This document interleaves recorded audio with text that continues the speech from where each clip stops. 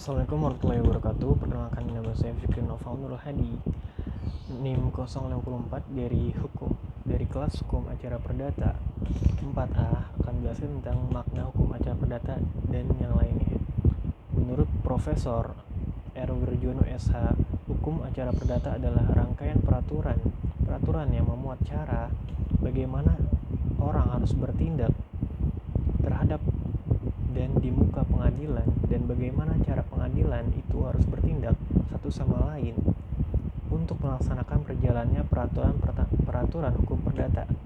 Lalu selanjutnya, menurut Profesor R. Supomo SH, dalam perdata, tugas hakim ialah mempertahankan tata hukum perdata atau Bürgerliche Rechtsorde, menetapkan apa yang ditetapkan oleh hukum dalam suatu perkara. Selanjutnya, menurut Profesor Sudikno Mertokusumo SH, hukum acara perdata adalah peraturan hukum yang mengatur bagaimana caranya menjamin ditaatinya hukum perdata melalui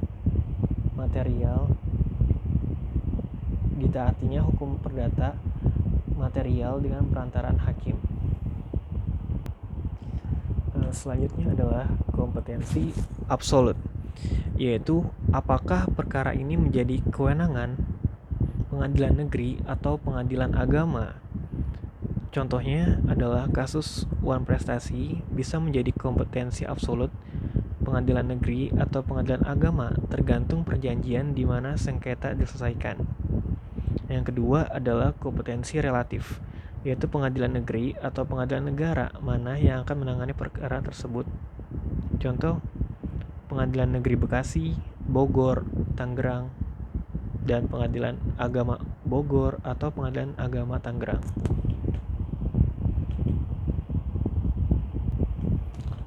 Selanjutnya adalah perihal surat gugatan.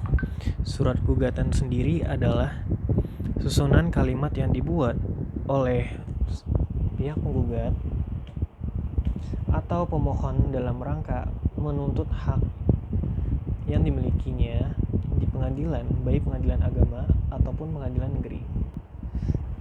Dengan demikian, surat gugatan haruslah berisi, yang pertama adalah kompetensi absolut, yang kedua kompetensi relatif, yang ketiga keterangan siapa penggugat dan siapa yang tergugat, atau siapa pemohon ataupun siapa yang termohon. Yang keempat, surat gugatan haruslah memuat fakta-fakta hukum yang menyebabkan pelanggaran hak pihak tergugat oleh yang menggugat. Contohnya, Wan Prestasi, karena pihak tergugat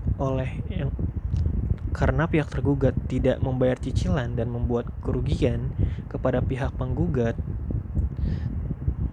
sehingga pihak penggugat membuat gugatan serta harus memuat alasan menggugat berdasarkan pasal dan dasar hukumnya.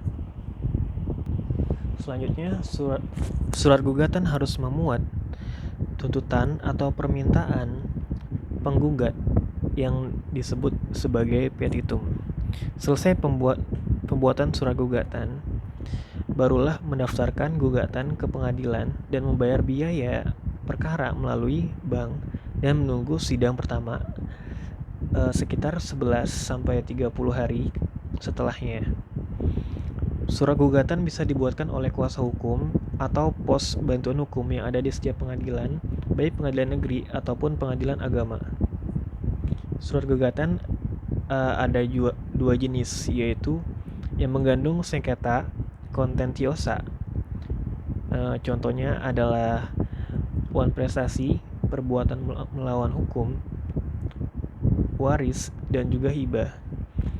Dan yang kedua adalah surat gugatan yang tidak mengandung sengketa yang disebut volunteer. Contohnya seperti pemohonan pengangkatan anak, penetapan ahli waris, permohonan isbat nikah, dan lain-lainnya. Selanjutnya adalah proses persidangan.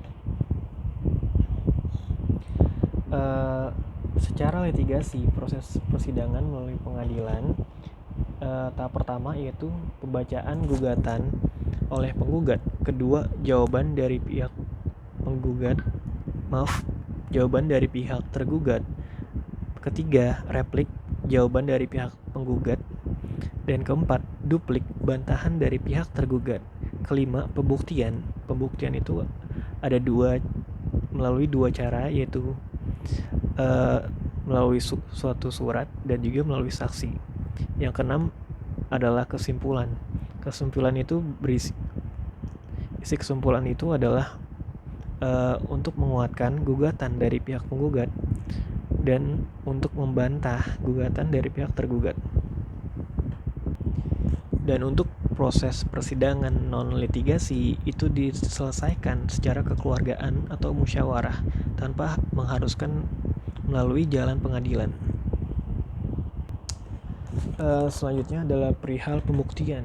Pembuktian dalam hukum acara perdata merupakan proses yang wajib dilalui karena komponen penting dalam hukum acara perdata. Dalam pasal 163 HIR dinyatakan bahwa barang siapa yang memiliki hak atau dia membantah hak orang lain, maka orang tersebut harus melakukan pembuktian.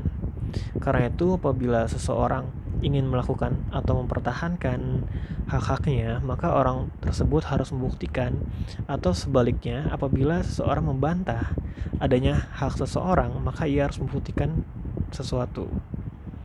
Dalam pasal 164 HIR diatur tentang alat-alat bukti, yaitu seperti alat bukti surat, saksi, pengakuan, sumpah, dan persangkaan.